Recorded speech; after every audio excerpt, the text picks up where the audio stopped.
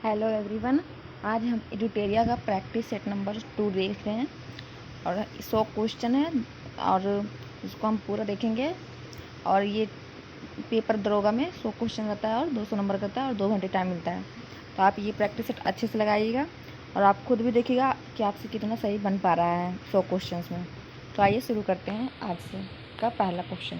मेरे चैनल को सब्सक्राइब कीजिएगा, वीडियो को लाइक कीजिएगा ज़रूर। और पहला सेट मैंने अपलोड कर दिया है, ये हमारा सेट नंबर 2 है। देखते हैं फर्स्ट क्वेश्चन क्या कह रहा है। जब भारतीय न्यायिक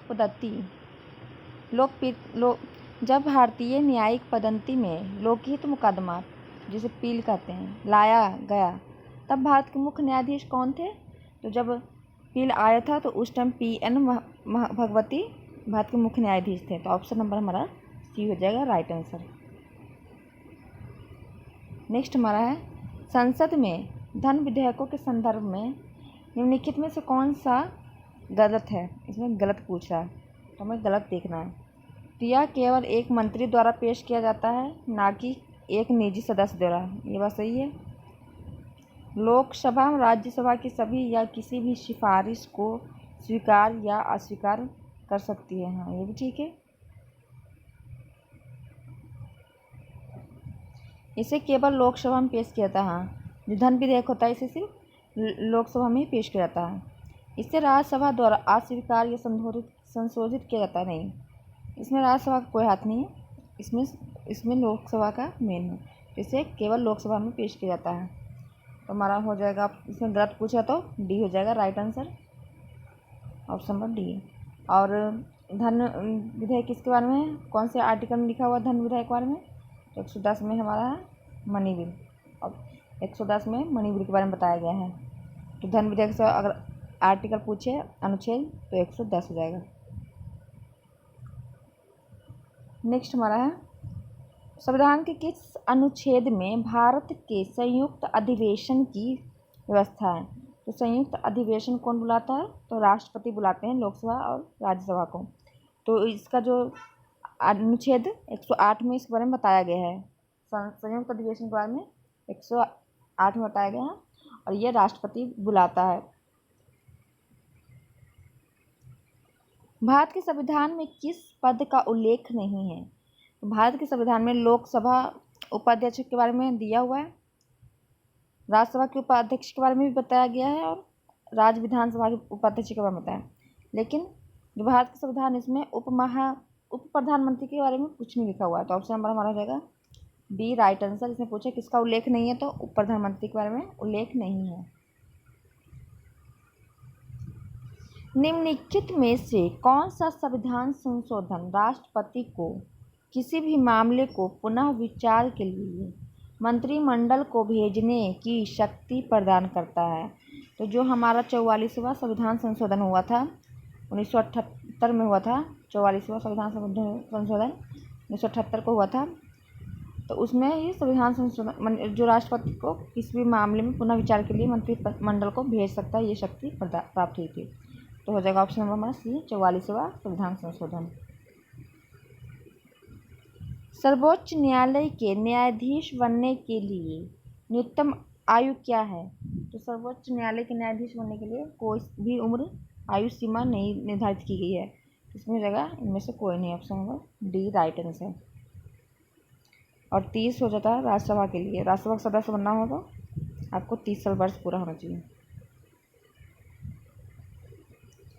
भारत के राष्ट्रपति अपनी शक्तियों का प्रयोग करते हैं। भारत के जो राष्ट्रपति है अपनी शक्तियाँ कैसे प्रयोग करते हैं? तो मंत्रियों द्वारा नहीं, प्रधानमंत्री के द्वारा नहीं, उनकी भी अलग शक्तियाँ, मंत्रिमंडल द्वारा भी नहीं, सीधे अथवा अपने अधीनस्थ अधिकारियों द्वारा। ऑप्शन नंबर हो जाएगा डी राइट आंसर। भारत में पंचायती राज प्रतिनिधित्व करता है। भारत में जो पंचायती राज प्रतिनिधित्व क्या करता है? शक्तियों का विकेंद्रीकरण। हाँ, शक्तियों का विकेंद्रीकरण ही करता है। ऑप्शन नंबर हो जाएगा ए राइट आंसर। और लोगों की सहभागिता, तो लोगों की सहभागिता भी होगा और सामुदायिक विकास का भी, 3 हो जाएगा। ऑप्शन नंबर डी हो जाएगा हमारा राइट आंसर।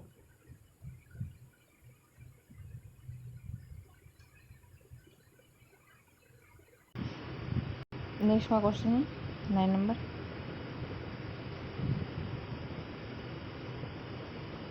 भारत में राजनैतिक दलों का पंजीकरण निम्नलिखित प्रावधानों में से किसके अनुसार किया जाता है? तो भारत में जो राजनीतिक दलों का पंजीकरण होता है वो आइए देख लेते हैं किसके द्वारा होता है। तो लोक प्रतिनिधि अधिनियम 1951, हाँ यही हो जाएगा। लोक प्रतिनिधि अधिनियम 1951 द्वारा ही जो राजनीतिक दलों का क्या होता है पंजीकरण होता है। तो हमारा ऑप्शन नंबर ए हो जाएगा। राज्य मानव अधिकार आयोग अपना वार्षिक प्रतिवेदन किसके समक्ष प्रस्तुत करता है? तो ये राज्य के बारे में पूछ रहा है। तो जो राज्य का मानव अधिकार आयोग अपना वार्षिक प्रतिवेदन किसके समक्ष प्रस्तुत करेगा? तो राज्य सरकार के समक्ष। ऑप्शन नंबर हमारा बी हो जाएगा राइट आंसर। रॉलेट एक्ट का भारतीय राष्ट्रीय कांग्रेस ने विरोध किया क्योंकि इसका लक्ष्य था जो रॉलेट एक्ट आया था, ये कब आया था? 1919 में आया था रॉलेट एक्ट। इसमें बिना वकील बिना दलील के किसी को भी गिरफ्तार कर लिया जाता था संदेह के बिना पे। तो इससे क्या होता है कि इसलिए इसका विरोध कर रहे थे भारतीय राष्ट्रीय कांग्रेस, क्योंकि इसमें व्यक्तिगत की स्वतंत्रता क्या सीमित हो रही थी, क्योंकि ना उसको उन्हें सिर्फ संदेश के आधार पर गिरफ्तार कर लिया जाता था और वकील भी करने का कोई अथी नहीं था कि वकील वो कर सकता है बिना वकील दलील, ऐसे ही संदेह के आधार पर गिरफ्तार करना। तो ऑप्शन नंबर हमारा डी हो जाएगा राइट आंसर। निम्नलिखित में से कौन आत्मीय सभा के संस्थापक है? तो आत्मीय सभा के संस्थापक हो जाएंगे हमारा इसमें राजा राम मोहन रॉय। ऑप्शन नंबर हो जाएगा ए। और ये कब हुआ था? तो 1815 में इन्होंने आत्मीय सभा की स्थापना की थी राजा राम मोहन राय ने। और इन्होंने सती प्रथा पर भी प्रतिबंध लगाया था। सती प्रथा को इन्होंने कब रोका था? 1829 में। हुमायूं द्वारा लड़े गए 4 प्रमुख युद्धों में सही क्रम कौन सा है? तो हुमायूं द्वारा 4 युद्ध लड़े गए, उसमें से पहला हो जाएगा देवरा का युद्ध। तो देवरा ये भी है, देवरा ये भी है। पहला मतलब देवरा हम, और दूसरा हो जाएगा चौसा का। तो चौसा का हमारा युद्ध हुआ था, ये हो गया था क्या कहते हैं 1539 में। तो और ये कन्नौज का 40 में। तो इसमें हो जाए देवरा चौसा, 40 में कन्नौज, फिर सरहिंद। ऑप्शन नंबर डी हो जाएगा। पहले देवरा लड़ा, फिर चौसा, फिर कन्नौज, फिर सरहिंद। चौसा की लड़ाई उन्होंने की थी 1539 में, कन्नौज का 1540 और सरहिंद का 1555। मालाबार में मोपला विद्रोह 1921, जो मोपला विद्रोह था 1921 है, किसका परिणाम था? तो खिलाफत आंदोलन का यह परिणाम था। खिलाफत आंदोलन के लिए मोपला विद्रोह किया गया। ऑप्शन नंबर बी हो जाएगा।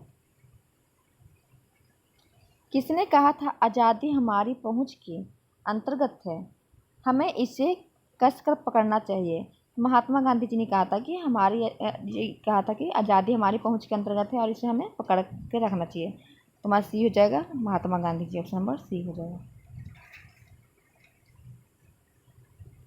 भारतीय राष्ट्रीय कांग्रेस के द्वितीय पूछ रहा है द्वितीय मुस्लिम अध्यक्ष कौन थे? तो पहले पूछता तो ये हो जाता पहले बदरुद्दीन तैयब जी, और दूसरा पूछा तो रहीमतुल्लाह सियानी। ये 1896 में इन्होंने अध्यक्षता की थी और उसमें वंदे मातरम गीत गाया गया था। ये कोलकाता में अधिवेशन हुआ था।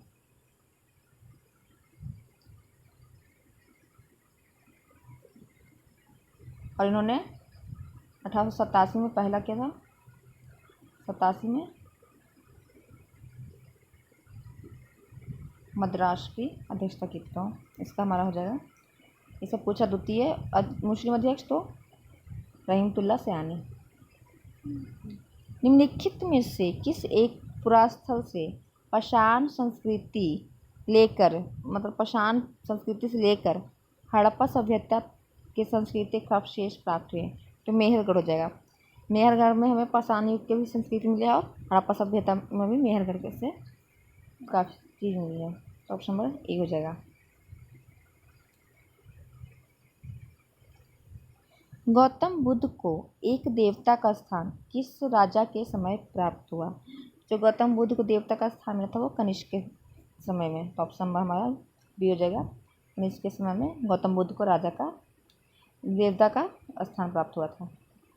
चंद्रगुप्त मौर्य ने सेल्यूकस को किस वर्ष पराजित किया था? जो सेल्यूकस निकेटर था, तो चंद्रगुप्त ने उसे 305 में हरा दिया था, पराजित कर दिया था। ऑप्शन नंबर बी हो जाएगा। और सेल्यूकस निकेटर ने अपना दूत भेजा था, अपने मतलब कि चंद्रगुप्त मौर्य के पास भेजा था मेगास्थनीज को। और मेगास्थनीज वहाँ एक बुक लिखते हैं, इंडिका, बुक का नाम है इंडिका। मेगास्थनीज को भेजता है सेल्यूकस निकेटर चंद्रगुप्त मौर्य के दरबार में। तो इसमें हो जाएगा चंद्रगुप्त मौर्य ने सेल्यूकस को किस वर्ष पराजित के? तो 305 हो जाएगा ईसा पूर्व। इसमें ईसा लिखा है, इसको कर लीजिएगा, 305 ईसा पूर्व हो जाएगा। इस भी लिखा हुआ है, गलत है। तो हाँ, इसमें ना 305 ईसा पूर्व, डी हो जाएगा। इसमें पूर्व लिख दिया, 305 ईसा पूर्व हो जाएगा, ये नहीं है। Option number D. रजत सिक्का किसने जारी करने वाला प्रथम गुप्त शासक कौन था? तो जो रजत सिक्का था वो जारी करने वाला प्रथम था चंद्रगुप्त द्वितीय। ऑप्शन नंबर बी हो जाएगा। और इसमें विक्रमादित्य की उपाधि ली थी। विक्रमादित्य चंद्रगुप्त इन्हें बोलते हैं, चंद्रगुप्त द्वितीय को। निम्नलिखित में से कौन सा सुल्तान अपने फरमान में सरदार या अमीरों को मसंदन ए आली के नाम से संबोधित किया था?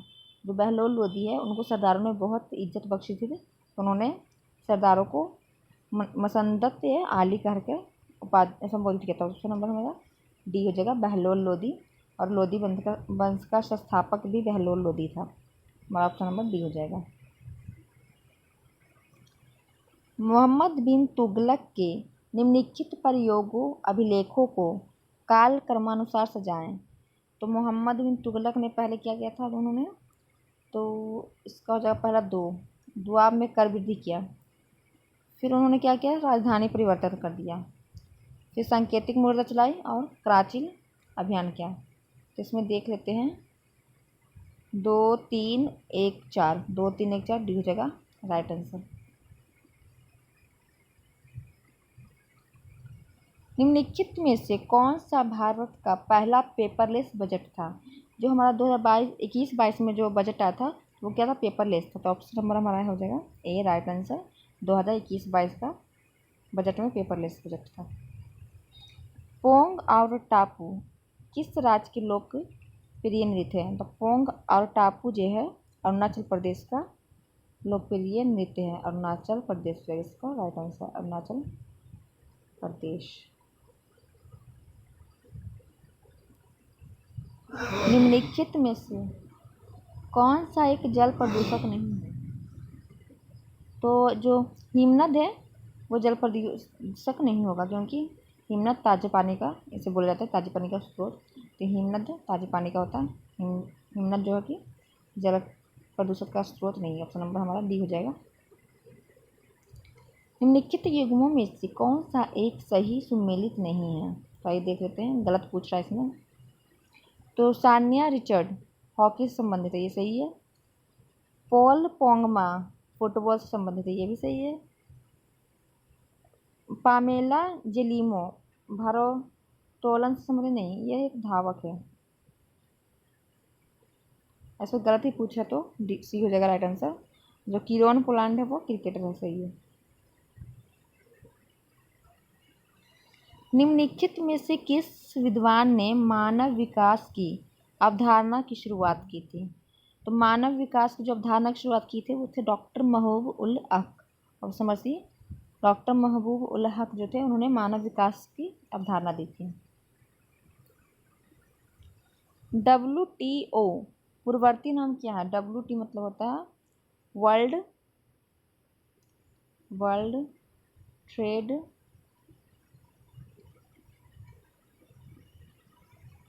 ऑर्गेनाइजेशन। वर्ल्ड ट्रेड ऑर्गेनाइजेशन का पहले क्या नाम था? गेट नाम था, गेट। ऑप्शन नंबर हमारा बी हो जाएगा। और मैंने सबका फुल फॉर्म का क्लास लिया हुआ है, तो आप जाइएगा खान सर दरोगा बैच टारगेट बैच में, क्लास नंबर 11 है, उसमें फुल फॉर्म पूरा क्लास लिया हुआ है, फुल फॉर्म, मुख्यालय और उसकी स्थापना। वो बहुत इंपॉर्टेंट क्लास है, आप जाके देख लीजिएगा। पूरा संगठन का जितना भी अंतर्राष्ट्रीय संगठन सबके बारे में दिया गया है। तो WTO का हो जाएगा full form, world trade organisation.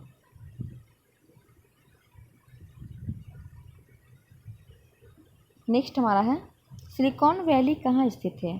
तो जो सैन फ्रांसिस्को के पास है वो सिलिकॉन वैली वहीं पे है, सैन फ्रांसिस्को के पास। सैन फ्रांसिस्को के पास है सिलिकॉन वैली। ऑप्शन नंबर हमारा सी हो जाएगा। एक पारिस्थितिकी तंत्र के जैविक घटकों में शामिल होता है। तो एक पारिस्थितिकी तंत्र में पहले तो उत्पादन होता है शामिल, उत्पादन, उत्पादन, नेक्स्ट हो जाएगा उपभोक्ता, फिर अपघटक, यहाँ पे अपघटक। तो ऑप्शन हमारा हो जाएगा सी राइट आंसर। उत्पादन, उपभोक्ता और अपघटक ये पारिस्थितिकी जैविक घटकों में शामिल है। National green tribunal NGT Bharat सरकार द्वारा स्थापित किया गया था। तो ये 2010 में स्थापित किया गया था। ऑप्शन नंबर हमारा डी हो जाएगा। नेशनल ग्रीन ट्रिब्यूनल 2010 में स्थापित किया गया था भारत सरकार के द्वारा। जैविक ऑक्सीजन डिमांड एक प्रकार का प्रदूषण सूचकांक है। तो ये किसका है? क्लास रिकॉर्डिंग हो गया सही। तो ये जलीय वातावरण का है। ऑप्शन नंबर ए हो जाएगा राइट आंसर। विकसित गांव ये क्या है? राष्ट्रीय युवा दिवस 2023 का विषय क्या है? राष्ट्रीय युवा दिवस का जो है देश का थीम हो गया है इसका विकसित युवा विकसित भारत। ऑप्शन नंबर बी हो जाएगा विकसित युवा विकसित भारत। हाल ही में प्रसिद्ध व्यक्तिगत वाणी जयराम का निधन हो गया है। उनका संबंध किस क्षेत्र से था? जो वाणी जयराम थे उनका संबंध संगीत से था। ऑप्शन नंबर ए हो जाएगा।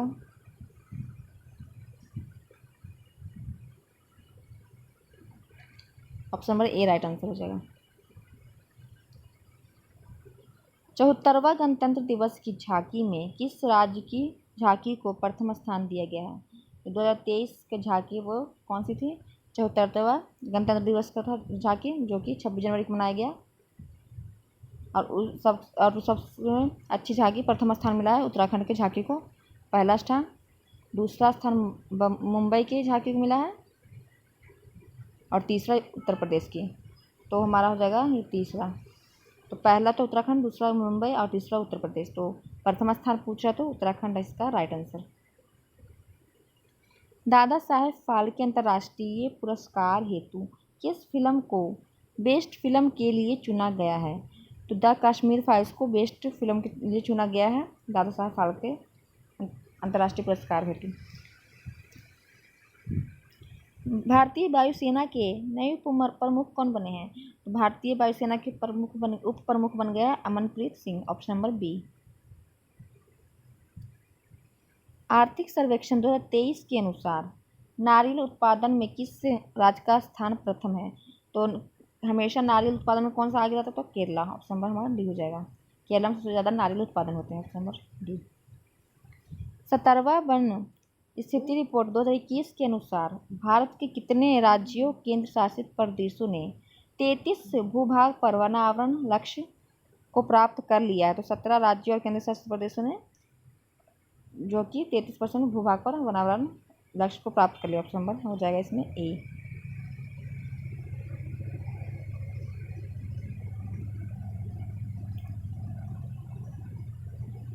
पहली बार BCCI द्वारा आयोजित महिला प्रीमियर लीग 2023 में कुल कितनी टीम भाग ले रही हैं? तो 2023 में जो भाग ले रही कुल टीम हो जाएगा इसका ऑप्शन नंबर क्या पूछा? महिला ना, तो महिला प्रीमियम तो 5 हो जाएगा। ऑप्शन नंबर ए हो जाएगा राइट आंसर। नवोदित लेखकों को प्रोत्साहित करने के उद्देश्य से भारत सरकार ने किस योजना की शुरुआत की है? तो नवोदित लेखकों को प्रोत्साहित करने के लिए भारत सरकार ने युवा 2.0 का शुरुआत किया। तो ऑप्शन नंबर ए हो जाएगा राइट आंसर। ब्रिटेन के प्रधानमंत्री ऋषि सुनक का संबंध भारत के किस राज्य से है? जो ब्रिटेन के प्रधानमंत्री बन गए हैं ऋषि सुनक, वो पंजाब के थे, भारत के पंजाब के। ऑप्शन नंबर ए हो जाएगा हमारा राइट आंसर। पुरुष T20 वर्ल्ड कप का आयोजन 2026 में कहाँ किया जाएगा? तो 2023-26 में जो T20 वर्ल्ड कप का आयोजन किया जाएगा वो भारत में और श्रीलंका दोनों जगह किया जाएगा। तो ऑप्शन बना डी हो जाएगा राइट आंसर। राष्ट्रमंडल खेल 2022 में स्वर्ण पदक जीतने वाले सुधीर लाट का संबंध किस खेल से है? जो सुधीर लाट है वो भारोत्तोलन से संबंधित है। Option number B. बजट 2023 के अनुसार प्राथमिक घाटा जीडीपी का कितना प्रतिशत है? तो प्राथमिक घाटा पूछा तो 2.3%। ऐसे याद कर सकते हैं, प्राथमिक मैंने 1 और घाटा जीडीपी का था 2.3, तो 2.3 हो जाएगा। Option number B 2.3%। सिक्किम का नया राज्यपाल किसे नियुक्त किया गया है? तो सिक्किम के भी नए राज्यपाल बन गए हैं Lakshman Prasad Acharya. Option number A हो जाएगा। सिक्किम का लक्ष्मण प्रसाद आचार्य है और सिक्किम से तीस्ता नदी निकलती है। और सिक्किम में 2 दर्रे हैं। कौन कौन सा दर्रा है? एक तो जिलेपला है और एक नाथुला। यूनिसेफ इंडिया के नए राजदूत कौन बन गए हैं? तो आयुष्मान खुराना जो है यूनिसेफ इंडिया के नए राजदूत बन गए। Option number A. Veer guardian संयुक्त सैन्य अभ्यास जो भारत तथा जापान के मध्य हुआ, इसका आयोजन किया गया तो जापान के हायाकुरी में इसका आयोजन किया गया है वीर गार्जियन का। तो ऑप्शन नंबर हमारा ए हो जाएगा राइट आंसर। प्रधानमंत्री नरेंद्र मोदी द्वारा आदि महोत्सव का शुभारंभ कहाँ किया गया? तो शुभारंभ कहाँ किया गया? तो नई दिल्ली में। कौन सा महोत्सव? आदि महोत्सव, याद रखिएगा। T20 cricketer of the year 2022 का अवार्ड किसे दिया गया है? तो क्रिकेटर ऑफ द ईयर 2022 का अवार्ड दिया गया है सूर्य कुमार यादव को। ऑप्शन नंबर बी हो जाएगा T20 cricketer of the year. Padma Vibhushan पुरस्कार 2023 से सम्मानित श्रीनिवास वर्धन संबंध किस क्षेत्र से है? तो जो है अभी मिला है 2023 में पद्म विभूषण पुरस्कार श्रीनिवास वर्धन जी को, वो विज्ञान से संबंधित है, विज्ञान क्षेत्र से। ऑप्शन नंबर ए हो जाएगा।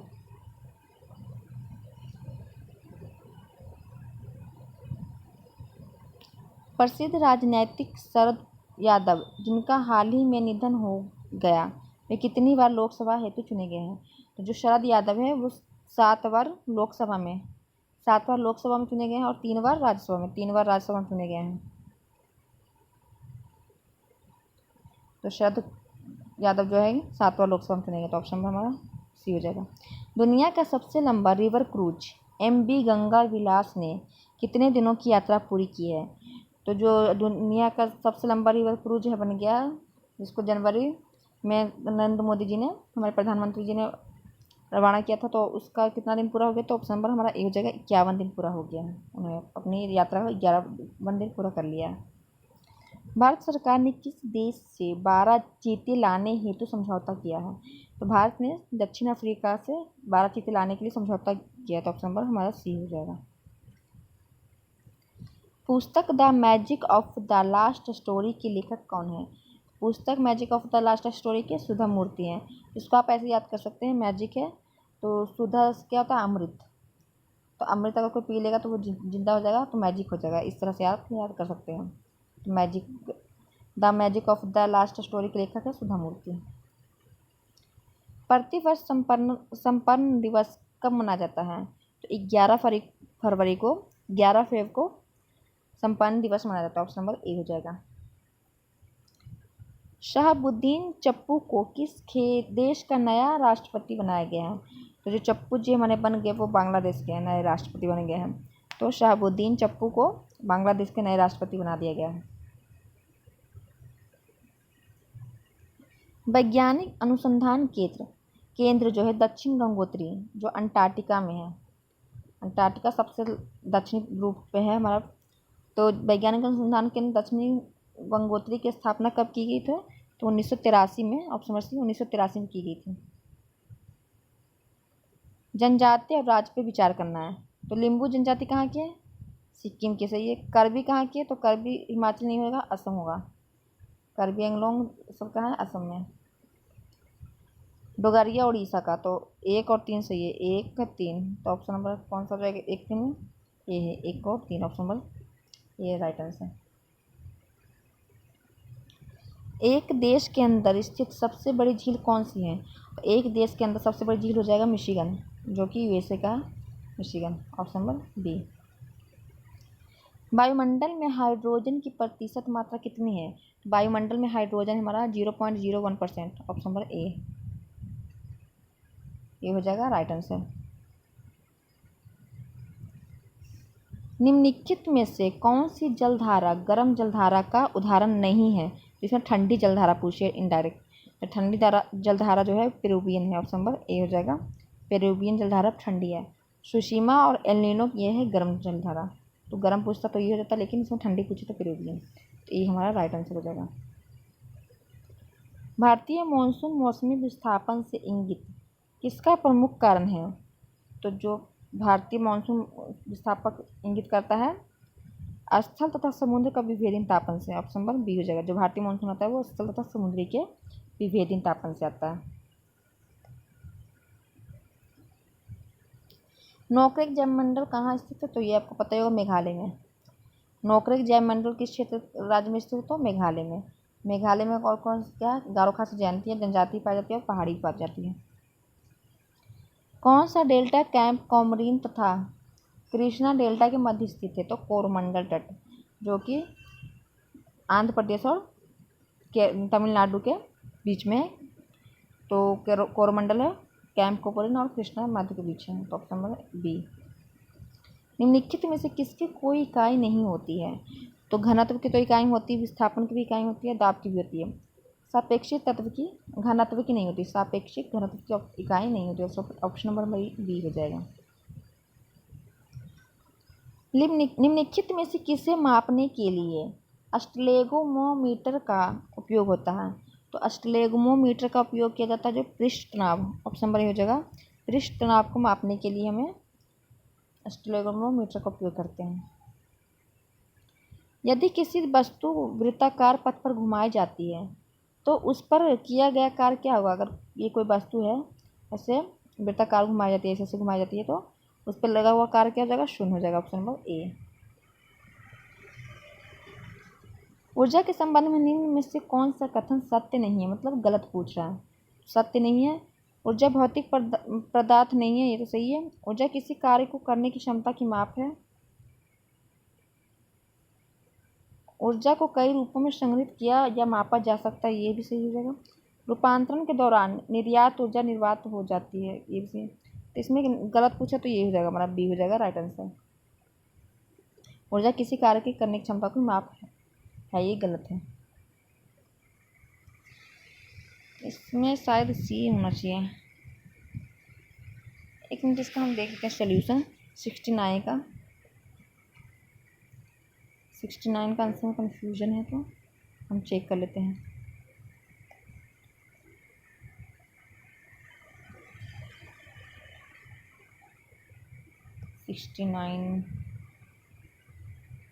डी हो जाएगा, हमने वो देख लिया था, ऐसे ही गलत है, सॉरी।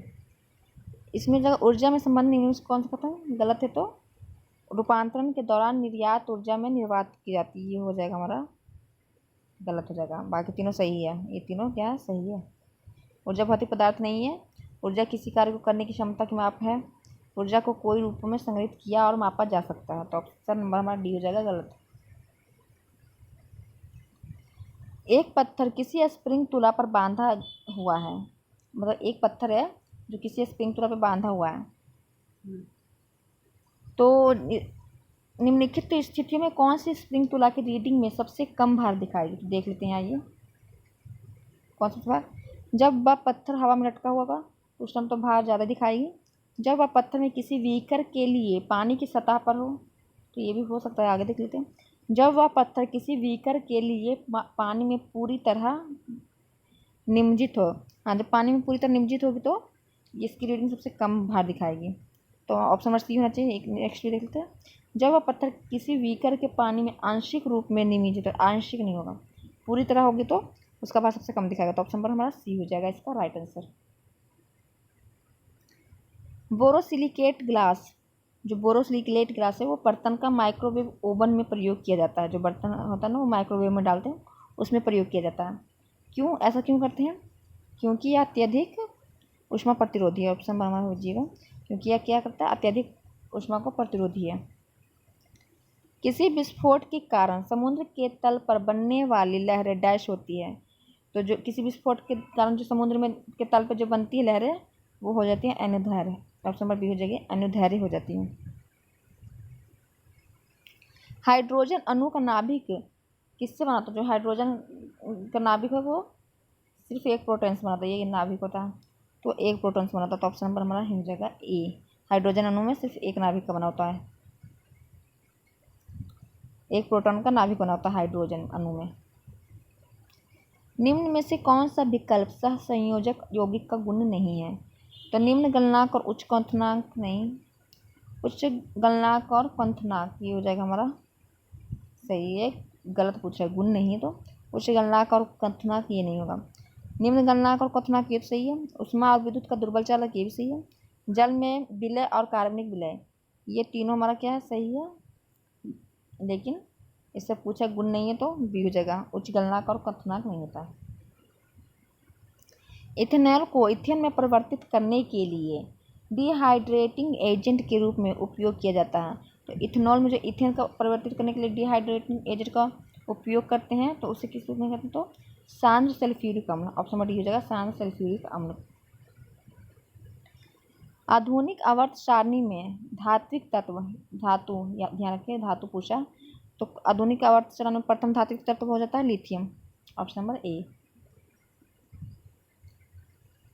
उदासीन गैसीय परमाणु के 72 कक्षा या कोश में एक इलेक्ट्रॉन को हटाने के लिए निम्न में से किसकी आवश्यकता होती है? तो एक इलेक्ट्रॉन को हटाने के लिए हमें आयन ऊर्जा की आवश्यकता होती है उदासीन गैसियों में। तो ऑप्शन नंबर हमारा ए जगह, उदासीन गैसियों में 72 कक्षा में कोश से एक इलेक्ट्रॉन को हटाने के लिए हमें आयन ऊर्जा की आवश्यकता होती है। Option number A. निम्न में से प्रति अम्ल के संगठन के रूप में किसका प्रयोग किया जाता है? तो आइए देख लेते हैं किसका प्रयोग कर लेंगे हम प्रति अम्ल के संगठन के रूप में। तो हो जाएगा साधारण नमक, कैल्शियम सल्फेट, सोडियम, ये हो जाएगा sodium hydrogen carbonate. Sodium hydrogen carbonate है वो प्रति अम्ल के संगठन के रूप में प्रयोग किया जाता है। जब सिल्वर ब्रोमाइड को सूर्य की रोशनी में रखा जाता है तब कौन सी गैस बनाती है? तब ब्रोमीन गैस बनाती है। सिल्वर ब्रोमाइड को ब्रोमीन गैस हो जाता है वो, तो उसे जब सूर्य की रोशनी पर रख देंगे तो वो ब्रोमीन गैस बना देगी। तो ऑप्शन नंबर डी हो जाएगा। उस प्रक्रिया को क्या कहते हैं जिसके द्वारा कोई धातु अपने आसपास उपस्थित नमी, एसिड इत्यादि द्वारा प्रभावित हो जाती है? तो उसे हम कह देंगे, आइए देख लेते क्या कहेंगे, उसे हम संक्षारण कर देंगे, संक्षारण। ऑप्शन नंबर सी हो जाएगा। उस प्रक्रिया कहना जिसके द्वारा कोई भी धातु अपने आसपास उपस्थित नमी, एसिड इत्यादि को प्रभावित करे तो संक्षारण। निम्नलिखित में से कौन सा शब्द पशु व्यवहार के जैविक अध्ययन का सबसे अच्छा वर्णन करता है? तो क्या करा पशु व्यवहार के लिए तो हो जाए इथोलॉजी। इथोलॉजी है जो पशु व्यवहार के जैविक अध्ययन के लिए किया जाता है। इथेनोलॉजी में हम मानव जाति के विकास के विज्ञान के बारे में जानकारी प्राप्त करते हैं। इटियोलॉजी में हम रोगों के कारण जो होते हैं, रोगों के कारण का पता लगाते हैं। और ऑटोमोलॉजी में कीटों का अध्ययन होता है। हमारा इसमें पूछा है पशु व्यवहार के जैविक, तो इथोलॉजी। किस कोशिकांग को कोशिका का मास्टर कहा जाता है? तो कोशिकांग के कोशिका का मास्टर हम कह देंगे, इसमें हो जाएगा हमारा नाभिक। ऑप्शन नंबर ए नाभिक हो जाएगा। नाभिक को हम कोशिकांग का मास्टर करते हैं। ऑप्शन नंबर ए हो जाएगा राइट आंसर। नेक्स्ट हमारा है निम्नलिखित में से कौन सा स्थायी उत्तक एक पौधों को कठोर और मजबूत बना देता है? तो जो स्क्लेरनिकाइमा होता है, स्क्लेरनिकाइमा डी, वो क्या करता है पौधे को कठोर और मजबूत बनाता है। तो स्क्लेरनिकाइमा ऑप्शन नंबर डी हो जाएगा। निम्नलिखित में से कौन सा दूध प्रोटीन है? तो कैसीन, दूध में कैसीन पाया जाता है। ऑप्शन नंबर बी हो जाएगा। प्रोटीन, दूध में जो प्रोटीन था वो कैसीन के रूप में होता है। Option number B.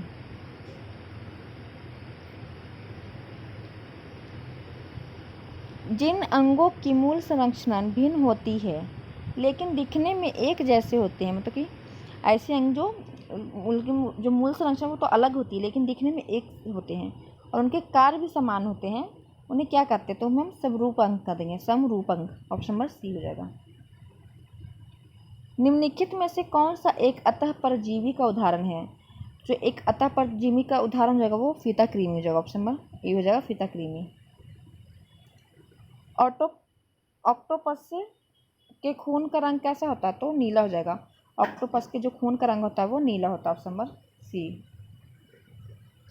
मानव शरीर के किस अंग का एंजियोप्लास्टी की जाती है? तो हृदय का। हृदय का हम एंजियोप्लास्टी करते हैं, तो मानव शरीर के हृदय अंग का एंजियोप्लास्टी की जाती है।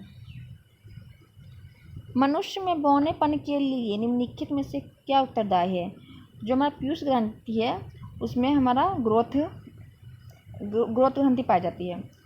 तो अगर बौनापन है तो उसके जिम्मेदार कौन है? तो पीयूष ग्रंथि। मनुष्य में बौनेपन के लिए निम्नलिखित कौन उत्तरदायी है? तो पीयूष ग्रंथि हो जाएगा, डी। इनमें से किस रोग से पीड़ित रोगी भी नेत्रदान कर सकता है? तो मधुमेह। अगर मधुमेह है, डायबिटीज है, तो वो रोगी आँख दान कर सकता है, उसमें कोई दिक्कत नहीं है। नंबर ए हो जाएगा। और हैजा, रेबीज और टिटनेस वाले आँख दान नहीं कर सकते हैं, मतलब नेत्रदान। निम्नलिखित में से कौन सा पदार्थ तंबाकू में मौजूद होता है? तो आपको ये पता ही होगा, निकोटीन। जो निकोटीन होता है वो तंबाकू में मौजूद होता है। ऑप्शन नंबर हमारा सी हो जाएगा। कैफीन किसमें होता है? कॉफ़ी में। कैफीन हो जाता है कॉफ़ी और चाय में कैफीन होता है। निम्न में से लघु उद्योगों की क्या समस्या है? जो लघु उद्योग है उसकी क्या समस्या है? पूंजी का अभाव। हाँ, पूंजी का अभाव रहेगा तो लघु उद्योग में समस्या आएगी। विपणन की जानकारी का अभाव, ये भी उनकी समस्याओं में है, एक है। कच्चे माल का अभाव, ये भी है। तो उपयुक्त में से सभी हो जाएगा। पूंजी का अभाव, विपणन की जानकारी का अभाव और कच्चे माल का अभाव से लघु उद्योगों में समस्या होती है। ऑप्शन नंबर डी हो जाएगा, इनमें से सभी। सैनवेट का संबंध किससे है? तो सैनवेट का संबंध हो जाएगा केंद्रीय उत्पाद शुल्क से। ऑप्शन नंबर हमारा सी हो जाएगा, केंद्रीय उत्पाद शुल्क से।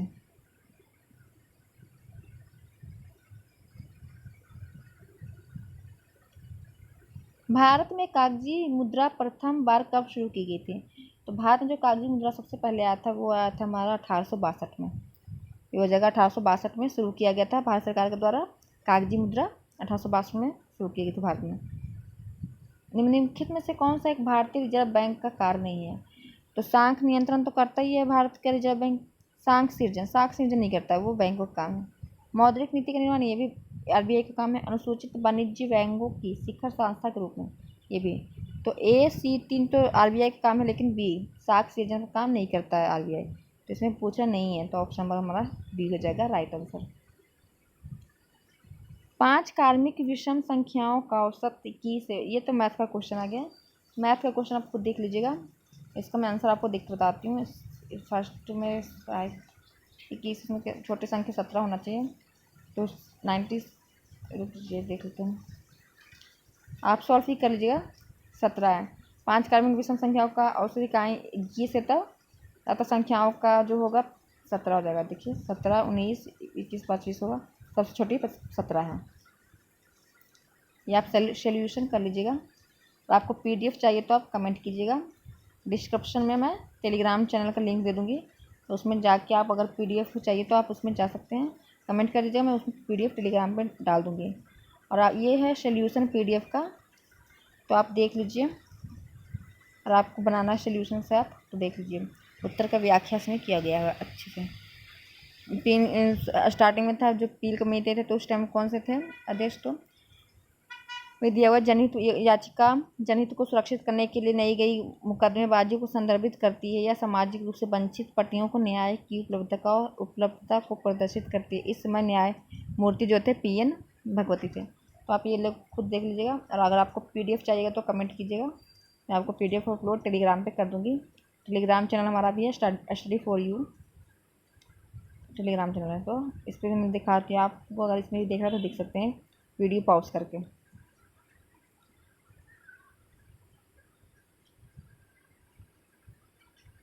ऐसे पीडीएफ अपलोड कर दूँगी तो आप देख के बना सकते हो, उसमें प्रैक्टिस भी कर सकते हैं।